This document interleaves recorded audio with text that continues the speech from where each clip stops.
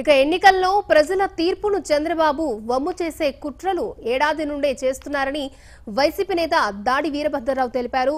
ఘోరీ గజనీలా చంద్రబాబు లోకేష్ రాష్ట్రాన్ని దోచుకున్నారని వీరభద్రరావు ఆరోపించారు. వైసీపీ ఓటర్లను తొలగించడం నుండి ఈవీఎంల మొరాయింపు వరకు అంతా చంద్రబాబు ప్లానేనని ఆయన విమర్శించారు.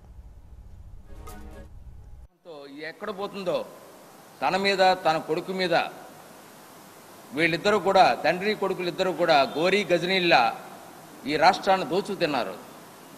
దీని మీద వ్యతిరేకత చాలా ఎక్కువగా ఉంటుంది.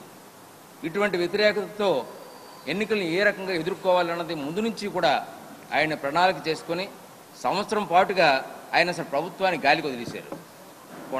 జగన్ మీద యుద్ధం, కేసీఆర్ మీద యుద్ధం, ఓవైసీ మీద యుద్ధం, మోడీ మీద యుద్ధం, చివరికి ఎన్నికలు జరిపేటువంటి ఎన్నికల కమిషనర్ మీద యుద్ధం.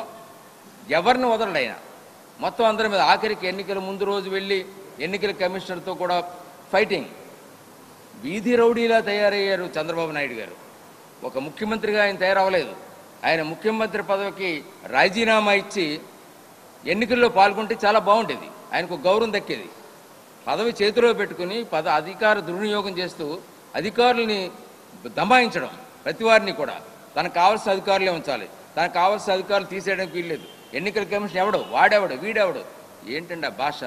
ప్రభుత్వం ఓటర్ లిస్టును ప్రిపేర్ చేసి ఆ ఓటర్ లిస్ట్ని ఎన్నికల కమిషన్కి అప్పగించాలి. It was the duty of the government. Government ఎవరిది? చంద్రబాబు చేతిలో ఉంది. 50 లక్షల ఓటర్లు ఓట్లు లేకుండా పోవడం అనేటువంటి జరిగింది. తొలగించారు కావాలని. రిగ్గింగ్ చేయడానికి కూడా మరి అచ్చెన్నాయుడు లాంటి వాడు రిగ్గింగ్ చేయడానికి ప్రయత్నం చేశారు.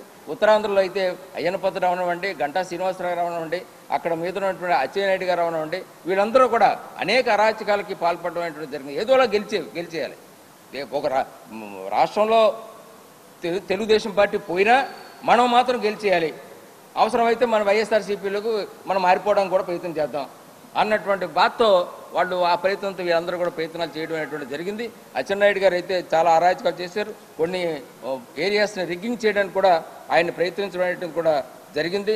అదేవిధంగా ఇక్కడ అపార్ట్మెంట్స్ ఏవైతే అపార్ట్మెంట్స్లో కూడా ఒక్కొక్క ఫ్రిడ్జ్ ఇవ్వడానికి ప్రయత్నం చేయడం, ఏసీలు ఊళ్ళలో ఉన్నటువంటి వాళ్ళు ఏసీలు ఇవ్వడానికి ప్రయత్నం చేయడం, ఇవన్నీ కూడా గంటా శ్రీనివాసరావు ఇక్కడ చేయడం అనేటువంటిది జరిగింది.